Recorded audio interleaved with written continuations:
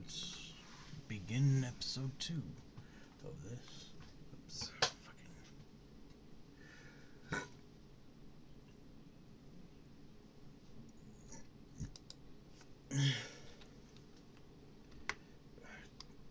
Don't need that highlighted.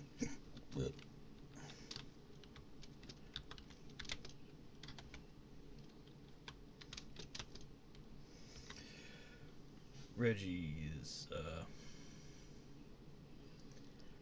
not particularly going to enjoy this episode.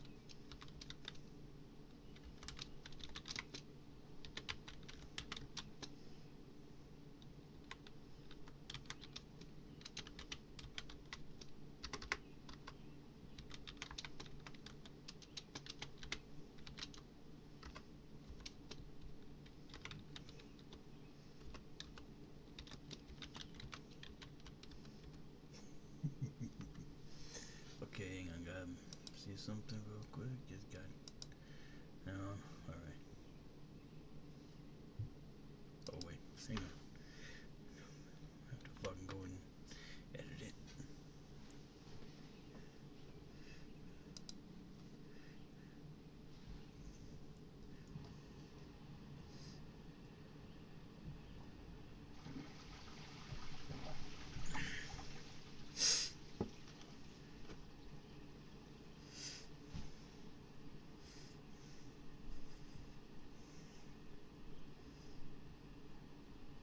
As you reach for the welcoming chair, a final, weary sigh escaping your lips at the thought of the glorious meal, a sudden, searing tug around your waist yanks you violently backward. Before you can even register what's happening, you're airborne for a dizzying moment, sailing over the threshold of the kitchen, then plummeting onto the rough, cobbled path outside the estate. The world blurs into a chaotic rush of stone and dirt as you're dragged, a thick, magically reinforced rope tightening around your middle. Above you, astride a magnificent, high-stepping destrier, a noblewoman with cascades of long, golden blonde hair laughs, a bright, cruel sound that echoes through the morning air. Her grip on the reins is firm, her gaze sharp, and a wide, triumphant smile splits her face as she calls out, "My little Shuckums, did you truly think you could escape Lady Myra Thornavale's embrace?" Each bounce and bump sends jolts of agony through your body, scraping skin and jarring bones against the unforgiving ground. The carefully planned birthday feast, the bewildered faces of Carla, Bate, Jonah, and Gwendolyn all vanish behind you in an instant, replaced by the thundering hooves of the horse and the biting wind of your unwilling flight. Your desperate cries for help are swallowed by the rush of your terrifying momentum as Lady Myra, with a triumphant cackle, gallops away from the Regent's estate, dragging you behind her like a discarded sack of flour.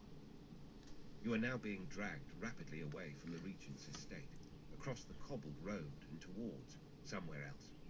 The impacts are relentless, each one threatening to knock the wind from your lungs and leave you a bloody mess on the road. What do you do?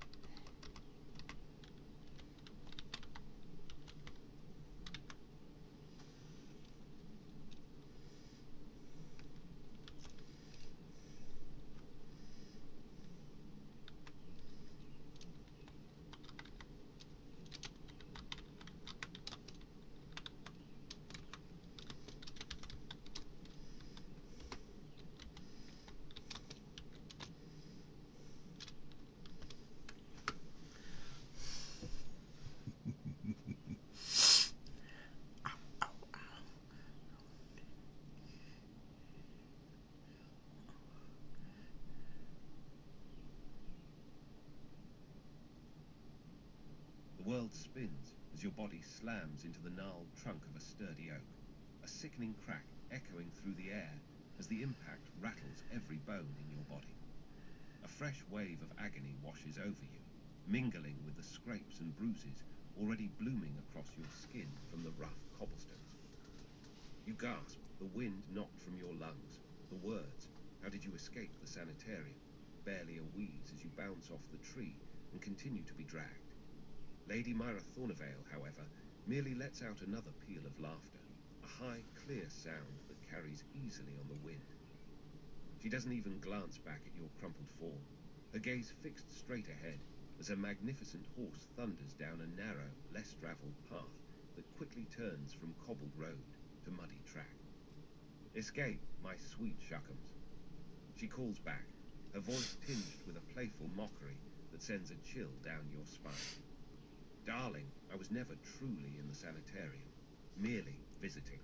One must keep up appearances, after all, and the Thornavale name requires a certain eccentricity to maintain its mystique.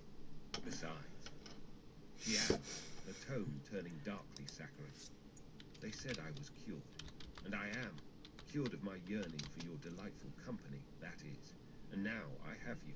What a glorious birthday surprise for me." The muddy track gives way to a rocky, uneven trail, bordered by dense, thorny thickets. Each stone, each root, becomes a fresh source of brutal impact as you are yanked along, your cries of pain swallowed by the pounding hooves and Lady Myra's gleeful cackles.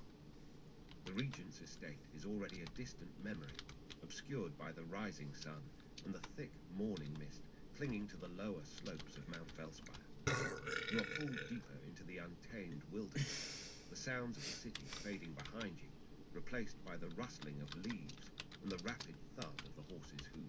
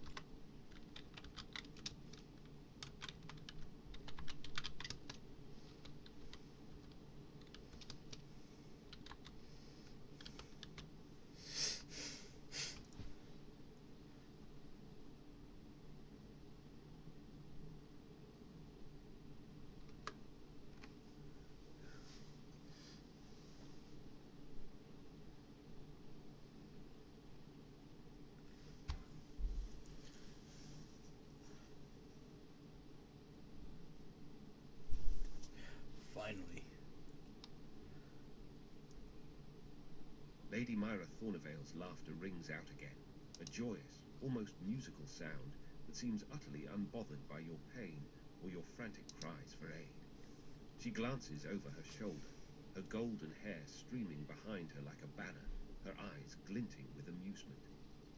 The horse, a powerful beast, continues its relentless pace, pulling you further into the wild. "Oh, darling Reggie," you whammy. She calls back, her voice carrying clearly over the thudding hooves. "Straitjacket, rambling. You truly have such a vivid imagination, my little shuckums. I was merely recuperating from the sheer boredom of polite society. One can only endure so many tea parties before one requires a little excitement." She lets out another mirthful giggle. "And as for carving my name in your skin," she muses, a thoughtful, almost dreamy tone entering her voice. "Now that does sound rather romantic, doesn't it?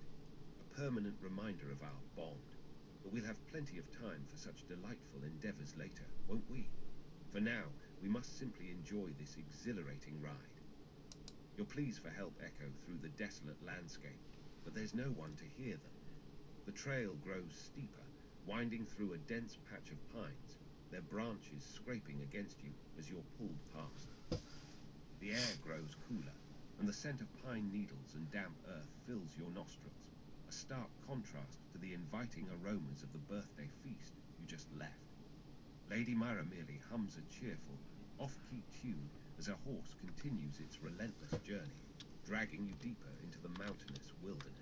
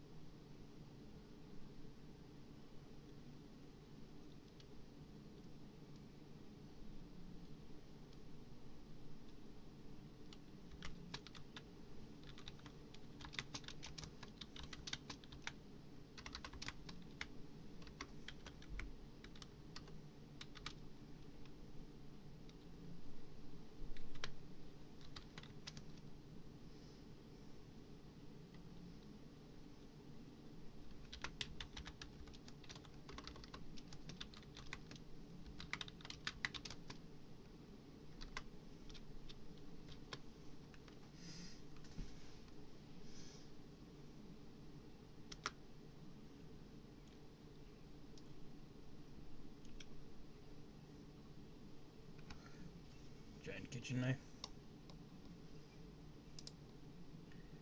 Giant knife.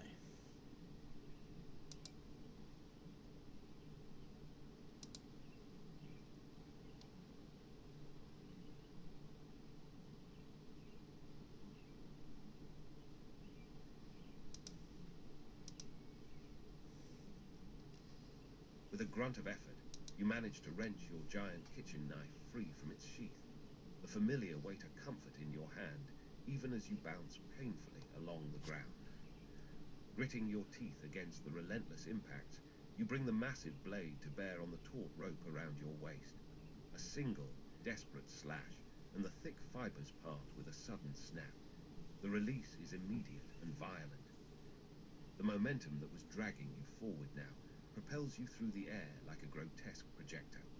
You rocket past Lady Myra Thornevale's horse, a blur of fat and ill-fitting armor, your trajectory arcing wildly over the thorny thickets and rocky terrain.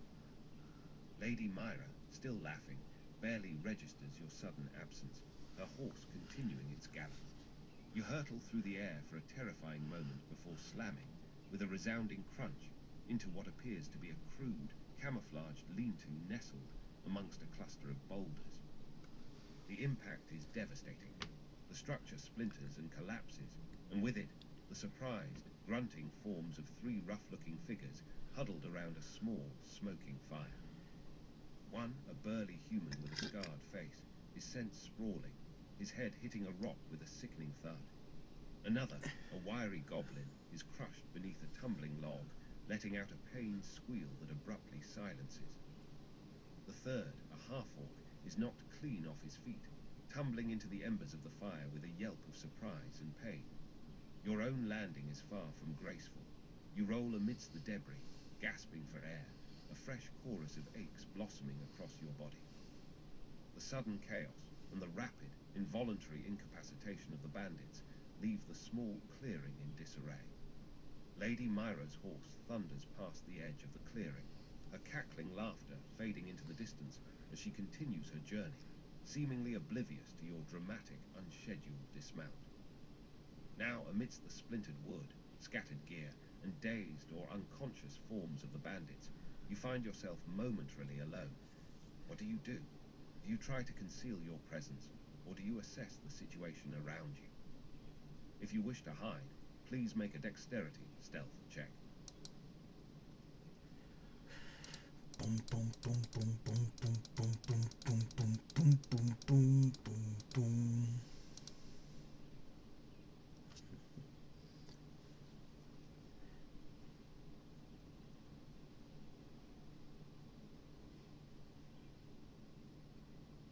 The chaotic scene of the demolished bandit hideout becomes your unwitting accomplice. With an almost supernatural grace for someone of your bulk, you tumble and roll amidst the splintered wood, torn canvas, and scattered belongings, your body instinctively finding purchase behind a large, overturned crate and a pile of thick furs. The sheer violence of your entry, coupled with the immediate incapacitation of the bandits, creates a perfect storm of distraction and disarray. The burly human, still slumped against the rock, groans faintly, but remains unmoving. The goblin lies still beneath the log, a faint, gurgling sound escaping its lips. The half-orc is frantically patting out embers from his singed trousers, cursing under his breath, clearly more concerned with his burning backside than the source of the sudden calamity. You manage to press yourself into the shadows, a silence falling over the clearing save for the half-orc's grumbling and the distant, fading thud of Lady Myra Thornevale's horse. The dense undergrowth and the debris of the camp provide excellent cover, and even though you've just caused a significant ruckus, your presence seems to vanish as if by magic. The air, thick with the smell of pine and burnt wood, holds no hint of your recent, explosive arrival. You are now effectively hidden. The half-orc, still nursing his singed rear, begins to cautiously look around, muttering to himself, but his eyes pass over your hiding spot without a flicker of recognition. Lady Myra's laughter has completely faded, and the sounds of her horse are no longer audible. What do you do from your hidden position?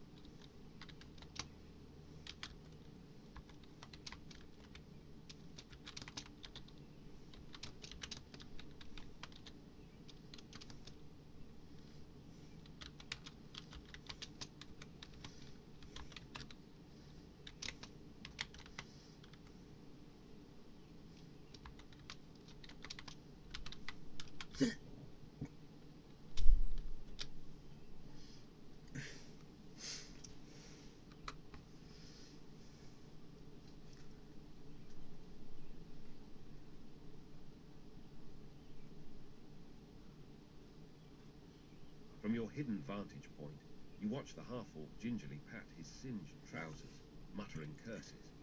He takes a few cautious steps, grumbling about the sudden collapse of his camp, his eyes scanning the chaotic debris but failing to land on your well-concealed form. He's still preoccupied, his guard clearly down. As he shuffles closer, his back partially turned as he inspects a broken tent pole, you grip your giant fork. With a surge of adrenaline, you prepare to strike from the shadows. Make an attack roll with your giant fork. You have advantage on this attack since you are hidden, and he is unaware of your presence.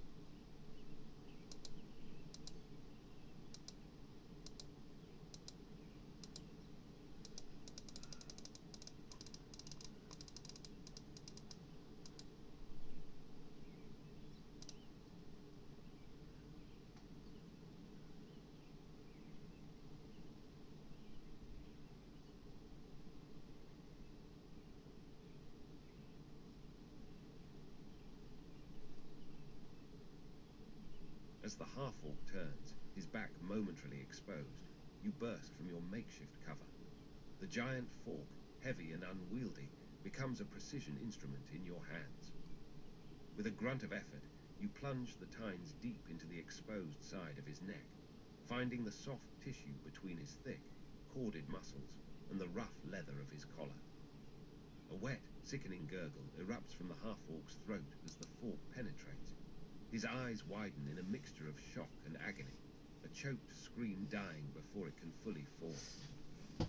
Blood, dark and viscous, immediately wells up around the impaling tines, bubbling as he tries to draw breath.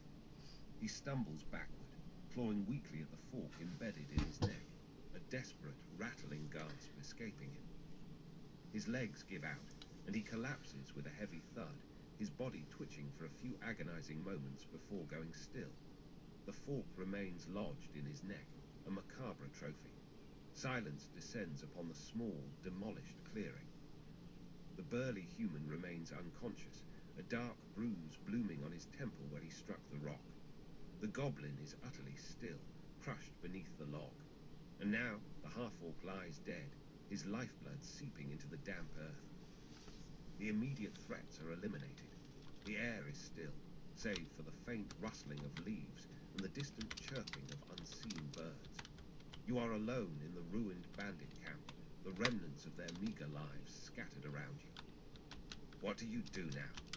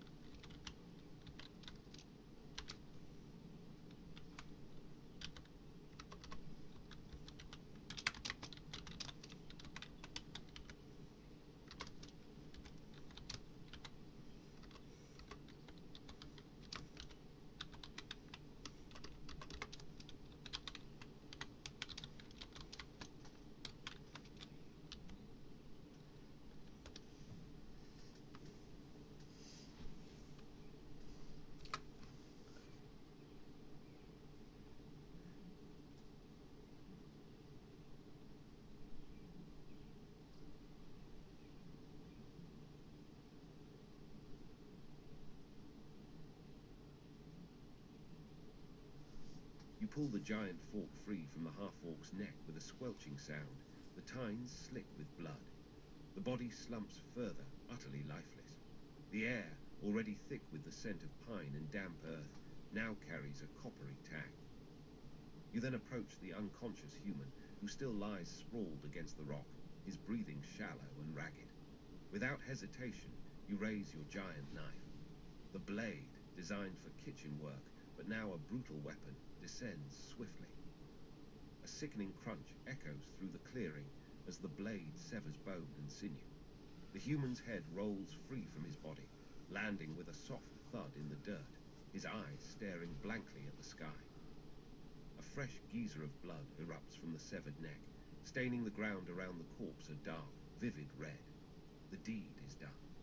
Now, with the immediate threats neutralized and the camp's silence save for the sounds of the wilderness, you turn your attention to the scattered remnants of the bandit hideout.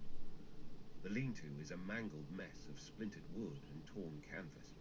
Crude bedrolls, cooking implements, and various bits of rough gear are strewn across the ground, a testament to the sudden and violent end of the bandits' respite. What do you hope to find as you search the camp? Please make an intelligence investigation. Check to see what useful items or information you might uncover amidst the wreckage. Yee.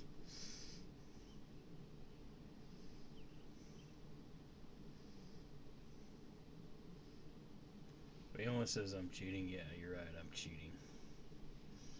But this is single player. And my character, Reggie. Orminal.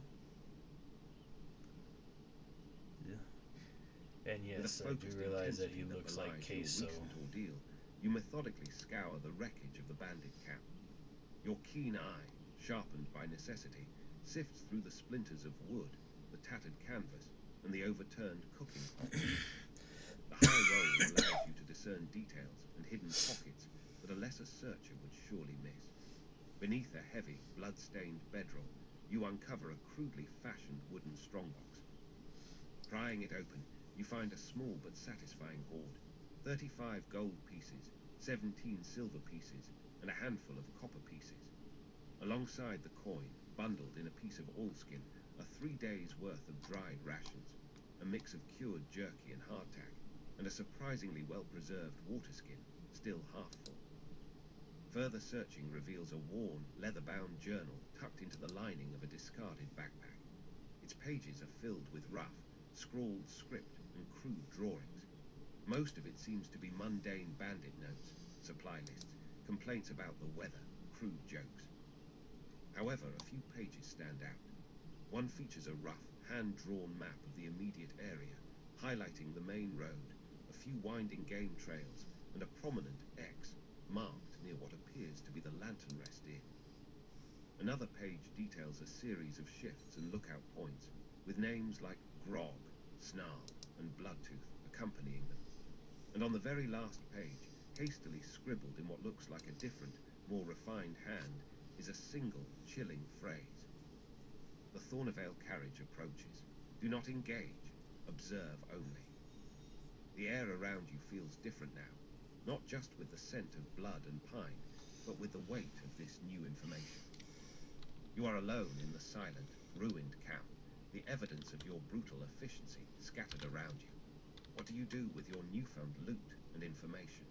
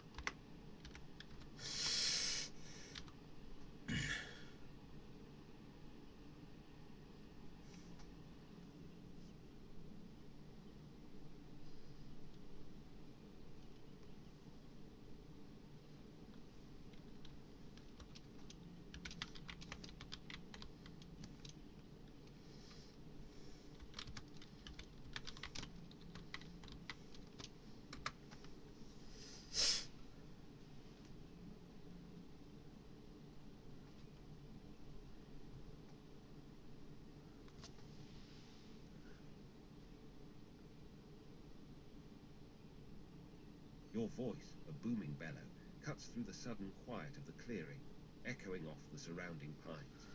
For a moment, there is only the rustling of leaves in response. Then, the faint sounds of cracking twigs and hurried footsteps grow louder from the direction you came, the path leading back towards the main road. Suddenly, the dense foliage at the edge of the clearing parts. Carla bursts through first, her eyes wide with a mix of fear and frantic concern, her frying pan still clutched in her hand. Behind her, Bait follows, her usual calm demeanor replaced by a look of alarm, her eyes quickly scanning the gruesome scene. Jonah appears next, her small frame surprisingly agile, her cleaver still gripped tightly, her expression a mix of grim determination and shock. Finally, Gwendolen emerges, her elven features etched with worry, her hand already resting on the hilt of a dagger at her hip. Their eyes sweep over the demolished lean-to, the scattered debris, and finally settle on the three still bodies. The crushed goblin, the impaled half-orc, and the headless human, a pool of dark blood spreading around its neck. Their expressions shift from concern to a mixture of horror and stunned disbelief, their faces paling as they take in the carnage. The air, already thick with the scent of pine and blood, seems to grow heavier with their collective shock.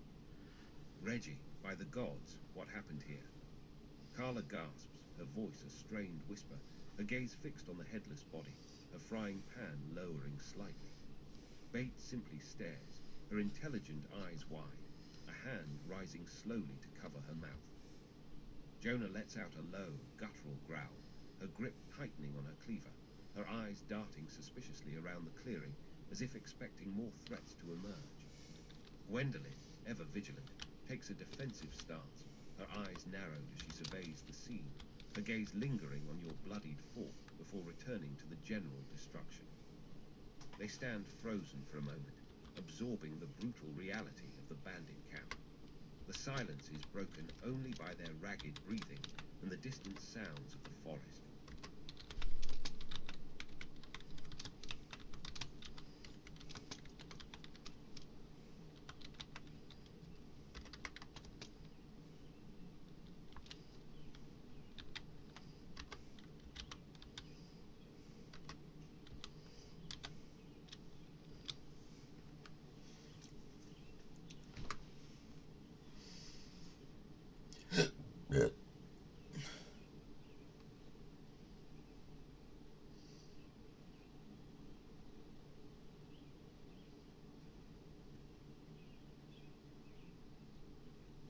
I got lucky, you declare, your voice cutting through the stunned silence.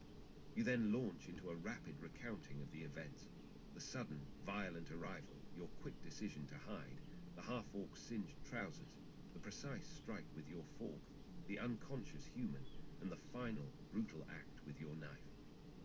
You hold up the blood-stained giant fork as if to punctuate your tale, then gesture to the decapitated human and the impaled half-orc. As you speak, their eyes follow your every gesture, widening with each gory detail. Carla clamps a hand over her mouth, a faint gag escaping her. Bait's gaze, initially wide with shock, narrows as you describe your actions, a flicker of something unreadable passing through her intelligent eyes. Jonah, while grimacing at the sight of the headless body, seems to nod almost imperceptibly at the efficiency of your methods. Gwendolen watches you intently, her expression a mix of concern and a strange, almost impressed, assessment. When you finish your narrative, you move to show them your newfound treasures. You pull out the strongbox, revealing the clinking coins, the dried rations, and the water skin. Their eyes gleam at the sight of the gold and silver, a momentary relief from the horror. Then you present the leather-bound journal. As you open it, pointing out the crude map, the lists of names, and finally, the chilling, more refined script on the last page, the Thornavale carriage approaches. Do not engage. Observe only. A new wave of reactions washes over them. Carla's eyes dart from the journal to the main road, a worried furrow appearing between her brows. Bait leans closer, her brow furrowed in concentration as she studies the map, her lips moving silently as she traces lines with an invisible finger. Jonah, after a quick glance at the coin, snorts at the mention of the Thornevale carriage, a cynical twist to her mouth. Gwendolyn's expression turns grave, her hand instinctively going to her dagger once more, her gaze sweeping the surrounding forest with renewed vigilance. The implications of the journal's final note hang heavy in the air, adding a layer of unsettling tension to the already gruesome scene. They look to you, waiting for your next move or explanation.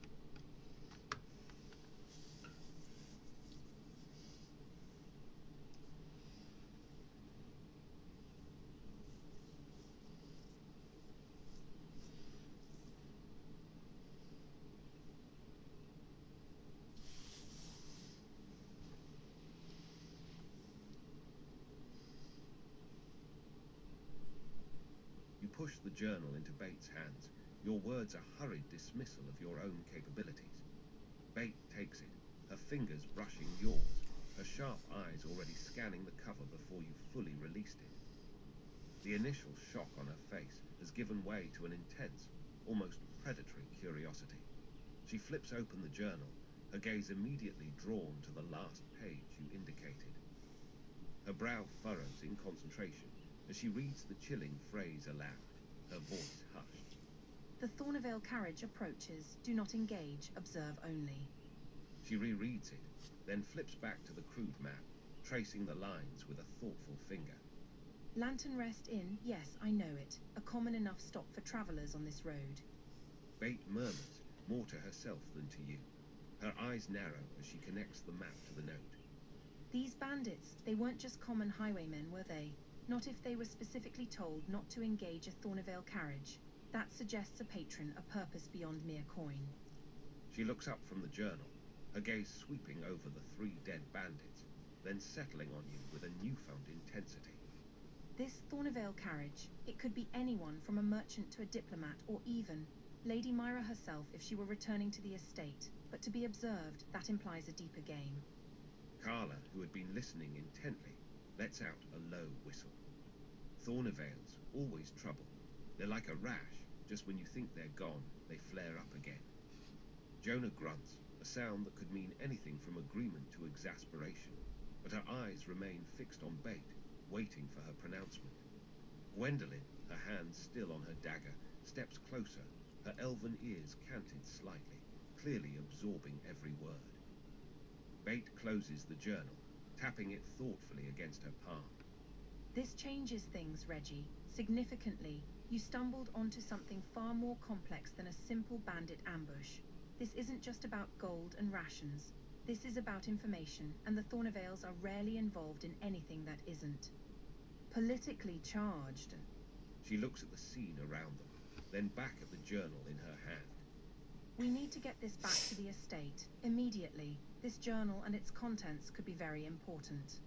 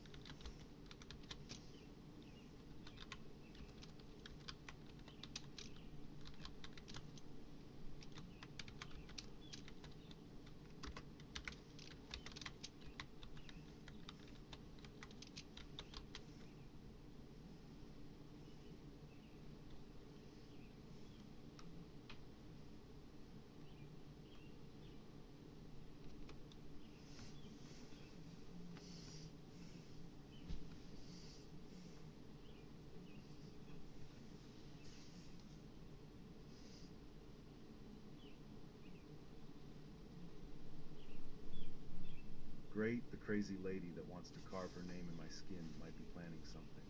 Well, let's get back to the estate then. You declare, a grim edge to your voice that cuts through the lingering tension. Bate nods, clutching the journal tightly. Agreed, the sooner the better. Carla, still looking a little green, quickly adds, I've seen enough of this place. Let's go. Jonah gives a curt nod, her hands still on her cleaver, while Gwendolen, ever watchful, turns her gaze towards the path leading back the way you came. Leaving the gruesome scene of the bandit camp behind, the group quickly makes its way through the dense undergrowth and back onto the familiar game trail. The silence of the forest, once comforting, now feels heavy, punctuated only by the rustle of leaves and the distant calls of unseen birds. The urgency of the journal's revelation hangs unspoken between you all, quickening your pace. The memory of the crazy lady and her unsettling intentions adds a new layer of dread to the journey. After a walk of about 20 minutes, the tree line begins to thin, and the imposing, familiar silhouette of the Regent's estate slowly comes into view. Its towering spires, capped in orange brass, gleam faintly in the dappled sunlight, rising above high walls of grey-veined stone. The stained glass windows, usually a warm sight, now seem to glow with a more somber hue as you approach. The air grows cooler, carrying the faint scent of old stone and polished wood, a stark contrast to the pine and blood of the clearing. You pass through the outer gate, which stands slightly ajar, into the courtyard. The usual bustle of stable hands and estate workers is noticeably subdued, and a handful of guards stand near the main entrance, their expressions more serious than usual. The grand entrance to the Regent's estate looms before you, its heavy oak doors slightly ajar.